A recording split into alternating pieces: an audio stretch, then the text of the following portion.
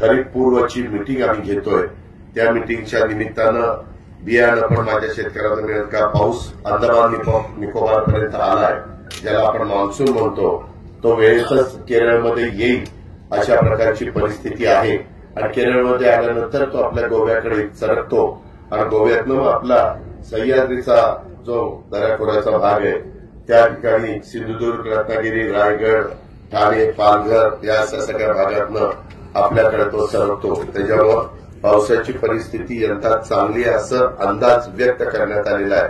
दरवर्षीच्या प्रमाणे पाऊस पडेल, थोडासा 103% पडण्याची शक्यता आहे। आता बरेच अंदाज अचूक होतात। आता आम्ही एआयच्या माध्यमातून म्हणजे आर्टिफिशियल इंटेलिजन्स, पाणी त्याच्यात कमी लागतं, खत त्याच्यात कमी लागतं, नवीन प्रकारची टेक्नॉलॉजी आहे, त्याकरता यंदा अर्थसंकल्पामध्ये 500 कोटी रुपयाची तरतूद माझ्या शेतकरी बांधवांनो आपण त्या ठिकाणी केलेली आहे। काही महत्वाची पिकं आम्ही त्याच्यात धरली, मग काही फळबागा त्याच्यात घेतल्या, ऊस घेतलाय, सोयाबीन, कापूस, त्याच्या संदर्भामध्ये कांदा, तसंच असे वेगवेगळी जी पिकं माझ्या महाराष्ट्रातला शेतकरी अनेक भागामध्ये करतो त्या पिकाला आम्ही प्राधान्य दिलेलं आहे। ते यशस्वी झाल्यानंतर पुढच्या वेळेस अजून निधीची तरतूद करण्याच्या करता मी देवेंद्र फडणवीसजी आणि एकनाथराव शिंदे आम्ही सगळेजण तुम्हाला सहकार्य करू। यंदा आम्ही 3, 5, 7.5 वर्षीय मोटारीची बिलं ही तुमची माफ केलेली आहेत। 20,000 कोटी रुपयाचा भार हा राज्य सरकारने 44 लाख शेतकऱ्यांचा माझ्या महाराष्ट्रातल्या आम्ही लोकांनी उचललेला आहे। आणि त्या संदर्भामध्ये आमचा आता प्रयत्न आहे की माझ्या शेतकऱ्याला आठवड्यातनं निम्मे दिवस रात्री वीज आणि निम्मे दिवस दिवसा वीज हे सूत्र आम्हाला बदलायचं आहे।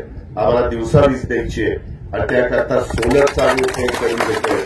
सूर्यप्रकाशावरून 9,500 मेगावॅट विजेचं काम आम्ही हातामध्ये घेतलंय, त्याला करोडो रुपये आम्हाला लागले, परंतु आम्ही ते समाजाच्या करता माझ्या शेतकऱ्यांच्या भल्याकरता रात्री अपरात्री पाणी देत असताना कधी बिबट्या येतो, कधी वेगवेगळे प्राणी, साप, विंचूकाट्याची पण भीती माझ्या शेतकऱ्याला असते आणि त्याच्यामुळं घरातली पण लोक काळजी करतात।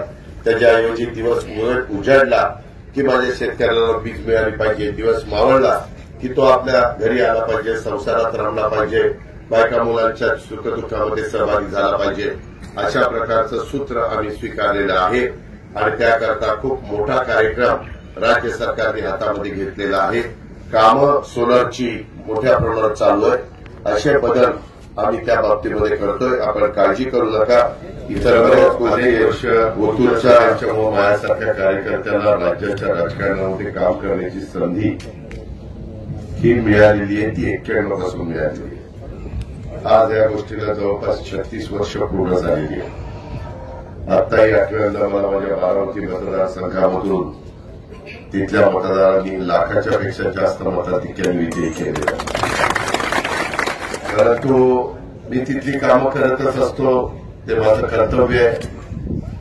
परंतु एकटा भाग पुढे जाऊन चालत नाही, महाराष्ट्राचा चांद्यापासून बांद्यापर्यंतचा परिसर विकसित झाला पाहिजे, ही भावना आमच्या राष्ट्रवादी काँग्रेस पक्षाची आमची आहे। आजच्या या कार्यक्रमाच्या निमित्तानं म्हणजे आमची युती आहे, महायुती, इथं भारतीय जनता पक्षाचे पण अध्यक्ष आणि पदाधिकारी उपस्थित आहेत, काही माझ्या शिवसेनेचे पण पदाधिकारी अध्यक्ष उपस्थित असतील, त्या सर्वांचाच उल्लेख मी करू इच्छितो। आणि देवेंद्र फडणवीस, एकनाथराव शिंदे, मी, महितदाराणी जिरवा असतील, त्याच्यामध्ये दादाजी भुसे असतील, त्याच्यामध्ये आमचे माणिकराव कोकाटे असतील, आम्ही सगळेजण मिळून हा राज्य सरकारचा गाडा पुढे नेण्याचा प्रयत्न करतो। जनतेने खूप विश्वास टाकला, माझ्या नाशिक जिल्ह्याने पण खूप मोठा भरभक्कम पाठिंबा महायुतीला दिला। 15 जागापैकी जवळपास 14 जागा महायुतीच्या आल्यात। मालेगावची जागा अतिशय थोड्या प्रकारे पराभूत झाली, नाही तर सर्वच्या सर्व जागा महायुतीच्या पाठीशी उभं करण्याचं काम नाशिककरांनी केलं। त्याबद्दल मी नाशिककरांना धन्यवाद देतो, कळवणकरांना धन्यवाद देतो। आता आमची जबाबदारी, नितीननी बोलत असताना त्याचा उल्लेख केला की मला पहिल्यापासून सकाळी लवकर कामाची सवय आहे। मी मंत्रालयामध्ये पण आज 8:30 वाजता जाणारा एक कार्यकर्ता आहे. साहजिकच लोकांचे प्रश्न असतात. आमदारांच्या बरोबर शिष्टमंडळ आल्यानंतर त्यांना आत येता येतं. आज मला स्वर्गीय A.T. पवार साहेबांची आठवण आल्याशिवाय राहत नाही. मी त्यांना भावपूर्ण श्रद्धांजली अर्पण करतो. पण त्यांनी पण त्यांच्या काळामध्ये माझा कळवणचा परिसर असेल, सुरगडाचा परिसर असेल, या सगळ्या भागामध्ये विकास करण्याच्या करता शेवटपर्यंत आमचे पवारसाहेब झटले. एक असा काळ होता की ओतूरचा हा जो डॅम आहे हा न झाल्यामुळे देखील लोकांनी आमच्या भावकीला पराभूत केलेलं होतं. हे पण आम्ही विसरलेलो नाहीये. पण यावेळेस मात्र हे धरण आमच्याच भावकीने करून दाखवलं.